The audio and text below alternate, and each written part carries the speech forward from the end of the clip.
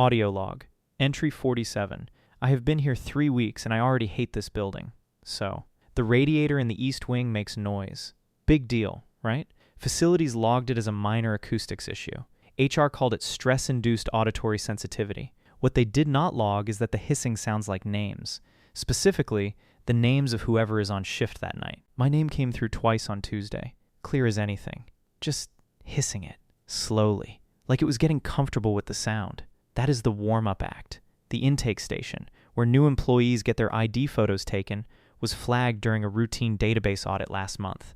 Portrait entries for incoming staff were already in the system. Weeks early. Sometimes years. The faces match. The expressions do not. Nobody in those photos looks like someone walking into a new job. They look like someone who already knows what happens next. The building has seen your face. The radiator has been practicing your name.